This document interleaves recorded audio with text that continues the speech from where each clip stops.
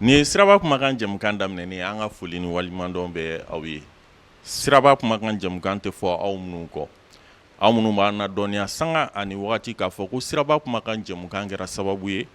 aw ka bɔ fɛn caman kalama sirabankan boli sariyaw la ka se ka aw lakana ka bolimafɛn bolila wɛrɛw lakana. An b'aw fo dantɛ foli mun na. Kɛrɛnkɛrɛnnenya la an bɛ foli kɛ polisiw ka ɲɛmɔgɔ circulation polisiw ka ɲɛmɔgɔ n'o ye Panama Danbele an b'a fo dantɛ foli mun na a ka wulikajɔ la a n'a ka cɛsiri la. Kɔfɛ an bɛ foli kɛrɛnkɛrɛnnen kɛ k'a ɲɛsin Badɛnba Sila ma. Badɛnba Sila ale ye parking belebelетigi ye Banankabugu la. I mago bɛ mobili sugu o sugu la i b'a sɔrɔ a ka parking kɔnɔna la an b'a fo dantɛ foli mun na. O kɔfɛ bi aw ka jɛmukan na an y'a kanu ka kuma fɛn mun kan o de ye siraba n'a ma y'a k'a fɔ a bilalen don bolimafɛn bolila bɛɛ de ye walasa bɛɛ ka se k'i maamago ɲa a sanfɛ. I b'a jateminɛ bolimafɛn bolila dɔw bi taabolo dɔw kɛ taabolo minnu n'u bɛ na ni accident ye taabolo minnu ni a bɛ kɛ degun ye k'a ɲɛsin bolimafɛn bolila wɛrɛw ma. O dɔw ye u tɛ furancɛ bato u n'u ɲɛmɔgɔw cɛ i n'a fɔ a bɛ fɔ min ma distance de sécurité. O dɔw ye dɔw bɛ bɔ carré kɔnɔ dɔrɔn ka na dɔrɔn ka don. Dɔw ye u bɛ girin ka fara u tɛ client ta i b'a ye u bɛ na ka fe jeni u t'a dɔn yɛrɛ k'u ye kojugu kɛ o n'a ɲɔgɔnna caman. O la bi an y'a kanu ka hakililajigin kɛ nin taabolo kolon ninnu na taabolo minnu ni a bɛ circulation gɛlɛya bolimafɛn bolila tɔw bolo n'a bɛ se ka na ni accident fana ye an ka bi jɛmukan bɛna boli o de kan. Alhamdulillah comme y'a fɔ cogo min na an bɛ Ala fo ka waleɲumandɔn ka barikada. Comme an yɛrɛ bɛɛ b'a dɔn cogo min na an ka bolifɛn bolilaw tagabolo kolon min b'u bolo n'u b'a kɛ bolifɛn kan n'u b'a kɛ siraba kan o tagabolow ka ca fo ka taa fɔ ko a ka ca. A tagabolo dɔw ye mun ye o de ye siraba ka sariya respecté bali ye. A siraba ka sariya respecté bali dɔw ye jumɛn ye ɲɔgɔn dépassement. A fɔra ko bolifɛn o bolifɛn n'i bɛna bolifɛn dɔ de dépasser i ka o bolifɛn dépasser a numanyan fan na yanni i ka to o dépassement kɔnɔ sariya dama dama de bɛ yen i b'i hakili to o la fɔlɔ yanni i ka dépassement yɛrɛ entreprendre yanni i ka dépassement yɛrɛ entreprendre ka initiative yɛrɛ ta en temps réel normal i bɛ sira mun ta ka dépassement kɛ i bi o sira lajɛ n'a y'a sɔrɔ i ka rétroviseur kɔnɔ a sira kɔnɔ na mɔgɔ si tɛ ka nali kɔfɛ i b'o sira lajɛ tuguni i ɲɛfɛ o sira kɛfɔlen n'a y'a sɔrɔ mɔgɔ si tɛ o sira kɔnɔ a bɛ ka dépassement kɛ nin y'a notion élémentaire dɔw ye nin notion élémentaire nin kɔfɛ i b'a lajɛ n'a y'a sɔrɔ mɔgɔ t'a kɔnɔ mais a sira kofɔlen ni flèche de rabattement t'a kɔnɔ n'o ye flèche ye flèche minnu b'a jira k'a fɔ ko sira bɛna réduit ni sira kun ye 2 ye n'a kun ye 3 ye a laban bɛna kɛ 1 ou bien 2 ye ni olu jateminɛ k'a lajɛ olu jateminɛlen kɔfɛ i bɛ tila ka a lajɛ n'a y'a sɔrɔ i bɛ sira mun ta ka dépassement kɛ a sira ni panneau de danger wɛrɛ tɛ yen flèche de rabattement kɔfɛ n'olu conditions bɛ réunir na i bɛ initiative ta k'i ka clignotant k'a la n'i ye clignotant k'a la ka tɔw avertir o fana clignotant kɛkun ye mun ye k'a jira i ɲɛfɛ mɔgɔw la ko kana bɔ dɛ e bɛna dépassement daminɛ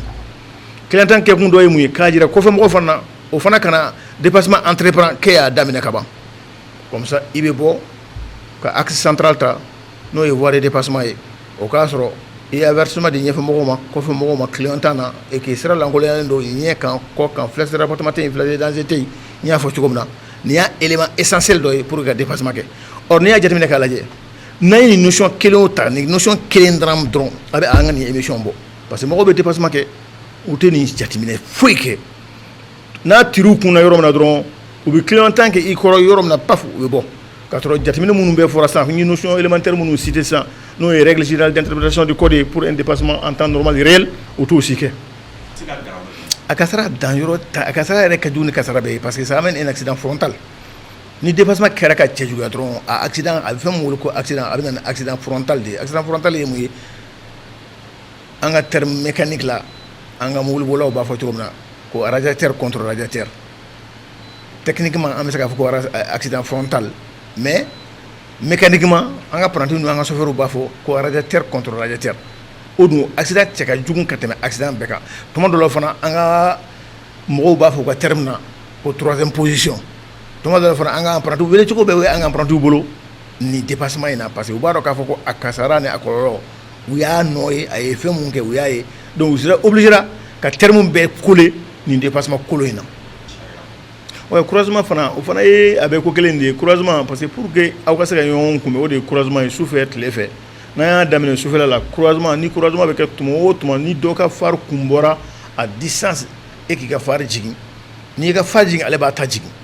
et légèrement i b'i ka kini serré a b'a ka kini serré mais n'an an y'a ye croisement na par exemple n'an ye sufɛla ta n'i y'i ka phare mɛnɛ i y'a dɔn k'a fɔ ko mɔgɔ dɔ bɛ na k'i ka phare mɛnɛ k'a lancer k'a fɔ e fana bɛ n'ale ale fana b'a ta lancer mais ne y'i ta faga très généralement a tigi t'a ta faga a tigi t'a ta faga et puis bɛɛ bɛ to sira cɛmancɛ la mɔgɔ si t'a ɲini ka sira kɛrɛ ta nabaga ni tagabaga bɛɛ donc o fana ye dépassement ye croisement mun n'a sɔrɔ a man kan du tout n'a bɛ na ɲɔgɔn kunbɛn par exemple an ye sufɛla mun ta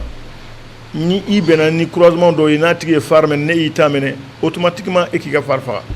n'o ye i ka feu de route ye donc i ka to feu de croisement na hali n'a tigi continuer ka to a ka feu de route la ka na insister ka feu de route bila a ɲɛ kan e k'i patienter e ka kɛ sabalibaga ye n'ale m'a faamu e k'a faamu i ka to feu de croisement na i ka accotement minɛ légèrement bon n'i ye accotement minɛ légèrement en temps réel accotement minɛ dɔrɔn tɛ mais i bɛ trait discontinu minnu bɛ accotement na i b'o kɛ repérer n'i bɛ boli i bɛ to k'i ɲɛ kɛrɛ ka o trait discontinu lajɛ pour que kana saucer bila i bɛ boli o cogo la k'a sɔrɔ i ma feu de route minɛ a ɲɛ kan aw bɛ dépassement ɲuman kɛ hali dépassement ɲuman tɛ dépassement ɲuman don parce que i bɛ accident éviter hali n'ale insistera k'a to feu de route kan ale ma sɔn k'a ta bɔ a la ni e ye accotement minɛ ka trait discontinu min bɛ kɛrɛ kan k'i janto o la ka sira bila légèrement a ɲɛ a kɛra cogo o cogo aw bɛ kisi ɲɔgɔn ma donc croisement niveau fana ni gɛlɛya bɛ yen kosɛbɛ ni aw fila bɛ insistera n'aw fila bɛ bonyana aw yɛrɛ bolo n'aw banna ka feu de route bɔ ɲɔgɔn ɲɛ kan ni accident mun fɔ accident frontal ni radiateur contre radiateur croisement na nin fana b'a caman wolo surtout sufɛ boli la tuma bɛɛ an bɛ nin de fɔ mɔgɔw ye a bɛ kumakan kelen de yɛrɛ bonya dɔrɔn don adamaden an ka bɔ ɲɔgɔn bolo ɲɔgɔn bonyabaliya kɔɔri bonyabaliya o de bɛ na ni kasara ninnu bɛɛ ye parce que i b'i ka feu de croisement minɛ n'i y'a tigi ye feu de route minɛ e bɛ segin k'i ka feu de route minɛ k'a d'a tigi ɲɛ kan e t'a bɔ yen ale ta t'a bɔ yen donc bɛɛ b'i ka phare duman ko ne ka phare ka di n ka phare duman lajɛ ɲɔgɔn na a dun ma dabɔ nin kama i b'a fɔ a bɛna bɔ n kalama ale fana b'a fɔ i bɛna bɔ n kalama aw bɛɛ bɛ ɲɔgɔn tester ɲɔgɔn ka phare la a laban fo aw bɛna se ɲɔgɔn ma o bɛɛ ye yɛrɛ bonya ye o bɛɛ ye kɔɔri bonyabaliya ye o bɛɛ ye n ka sira tɛ mɔgɔ wɛrɛ la ni ne tɛ an ye nin de fɔ k'a gɛlɛya an ka problème bɛɛ ye éducation ko de ye an ka problème bɛɛ ye hakilina ko de ye an ka problème accident fanba ni miiriyana ko ani éducation ko ni hakilina ko ani yɛrɛ bonya mana bɔ a la a tɔ b'a dɛn bon désordre fanba olu de b'a créer o olu de bɛ désordre fanba créer parce que n'olu ka recette tɛ n'olu yɛrɛ tɛ a fanba yɛrɛ ye olu ye u tɛ jate mɔgɔ wɛrɛ jate u bɛ don cogo min ka d'u ye u bɛ to boli la ka tila ka clientan kɛbali ka bali ka sira bila k'u jɔ parce que client kelen yelen mun bɛ n ɲɛfɛ o kana ta ne ɲɛ ou bien mun bɛ n kɔfɛ o kana boli ka a na client ta ne ɲɛ u bɛ bali k'u jɔ i ɲɛ donc distance de sécurité ko t'a la signalisation ko t'a la ko n ye clientan kɛ ka mɔgɔ avertir mun bɛ n kɔfɛ ko n bɛna n jɔ a taxitigiw ani a sotaramatigiw n'u ka effet y'a dɛn circulation na accident fanba bɛ nɔgɔya taabolo yɛrɛ la i magara a yɛrɛ de la sisan n'i ko mototigiw dɔrɔn i magara taabolo kolon a yɛrɛ de olu de ye mototigiw de ye taabolo kolon pratique ba yɛrɛ de circulation in danger fɔlɔfɔlɔ a circulation in a ko kolonkɛla fɔlɔfɔlɔ ye mototigiw de ye parce que sira mun dilanna o kama sira mun labilala mototigiw kama u t'o minɛ i sigilen tɛ n'u ye yɔrɔ min na u bɛna bɔ n'o yɔrɔ ye angle mort mun kuma fɔ angle mort ye mun ye rétroviseur intérieur ni latéraux la angle dɔ de bɛ yen mɔgɔ tɛ y'a kɔnɔ i bɛ yeli kɛ mais a angle dɔw bɛ yen angle ninnu u bɛ se ka na u den i kɛrɛ la k'a sɔrɔ i ɲɛ t'u la u bɛ se ka bali ka bɔ n'i kɛrɛ ye u man kan ka bɔ ni yɔrɔ min ye e sigilen tɛ k'u kɔnɔ yɔrɔ min na a accident ninnu cɛjugu o de b'o lamɛn accident cɛjugu o de b'o provoquer a tuma dɔw la u bɛ sira tigɛ yɔrɔ la yɔrɔ mun n'a y'a sɔrɔ i sigilen tɛ n'a ye k'u bɛna sira tigɛ tuma dɔw la angle mort ye mun ye e b'a fɛ ka mobilitigi dɔ doubler ou bien e y'i jɔ ka sira di mobilitigi dɔ ma donc mobili wɛrɛ bɛ ka bɔ a kɛrɛ kan e t'a miiri k'a fɔ ko mototigi bɛ bɔ ale bɛ se ka boli k'i cɛ tigɛ o y'a sɔrɔ mobili wɛrɛ bɛ n'ale côté dɔ in na donc accident cɛjugu o de bɛ kɛ o wolo an ɲɛ b'o de la à longueur de journée mototigiw ta kɔni bolofa b'o la an accident problème ba ye olu de ye sensibilisation kuma bɛ ka fɔ ka taa ani i ye mun fɔ nɛni ni Mali tɛ ni an bara tɛ Mali ka nin ye mototigi mobili y'i doublé i ye mobili doublé i tɛgɛ kɔrɔtɛ k'i tɛgɛ fili mobilitigi ma mɔgɔ min ka kɔrɔ n'i ye mɔgɔ min ka kɔrɔ n'i fa ye ka kumalankolon fɔ a ma fo ka taa se tuma dɔ la nɛni jugu ka fɔ a ma circulation kama a bɛ foyi dun k'i la e de balila ka jɔ an ye e de balila ka bɔ an ye o kɔnɔna na i b'i tɛgɛ bɔ k'a nɛni jugu an b'o de assister don o don o de ye o comportement ye comportement cɛjugu solution kan ka ɲini nin de la an bɛ mototigiw invité an b'a ɲini u fɛ u ka nin pratique cɛjugu dabila mɔgɔ n'i mɔgɔ ɲɔgɔn mɔgɔ n'i ka mɔgɔkɔrɔba nin nɛni sugu circulation na a bɛ barika bɔ mɔgɔ la a bɛ barika bɔ adamaden na a bɛ barika bɔ i yɛrɛ la donc il faut éviter ça an b'o ɲini mototigiw fɛ nɛni siraba kan circulation kɔnɔna na code de respect bali ani u bɛ bɔ wo minnu fɛ ka bali ka don wo minnu fɛ u k'o éviter ka drame ninnu dɔ bɔ drame na n'u y'o éviter dɔrɔn caman bɛ bɔ an ka drame na an ka drame fanba mototigi ninnu don tuma dɔ la e b'a essayer k'u éviter u éviter tɔ i bɛ t'i ɲɛsin mobili dɔ ma ka taa don o la o fana kasara bɛ yen donc mototigi ninnu kɔni an b'a ɲini olu fɛ franchement u k'a essayer ka sabali hali bi u k'u hakili to u yɛrɛ la u kana don circulation na u man kan ka don yɔrɔ min na u kana dépassement kɛ u man kan ka dépassement kɛ yɔrɔ min na u kana mɔgɔw nɛni circulation na u kana u tɛgɛ fili mɔgɔw ma ka nɛniw jugu fɔ mɔgɔw ma u fa ɲɔgɔnnaw u ba ɲɔgɔnnaw ma u mɔkɛ ɲɔgɔnnaw ma an b'o de ɲini mototigiw ninnu fɛ.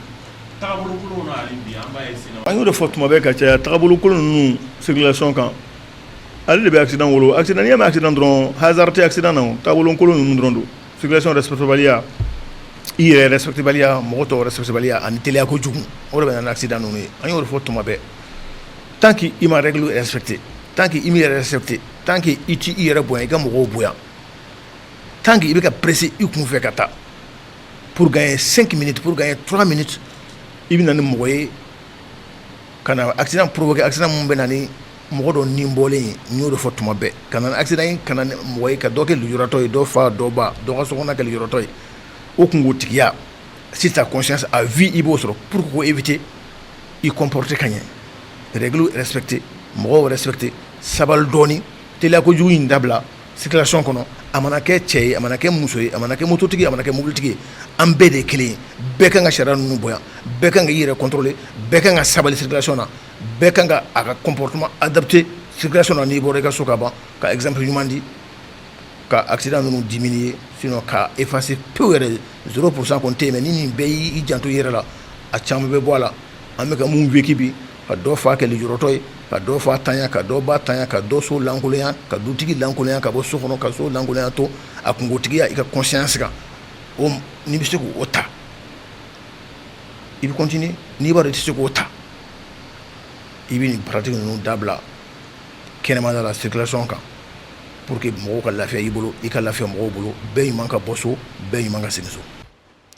hakili la a ye faamuyali caman sɔrɔ an ka bi jɛmukan na hakili la jiginna an tun bɛ ka kuma fɛn min kan o ye bolimafɛnbolila dɔw ka taabolo kolonw ye circulation na mun bɛ na ni accident ye Abdramane Dama n'ale ye auto école Kanaga tigi a ye ɲɛfɔli caman kɛ hakili la a ye faamuyaliw sɔrɔ a la hakɛto bɛ nin kan sɔli ala Muhamadu.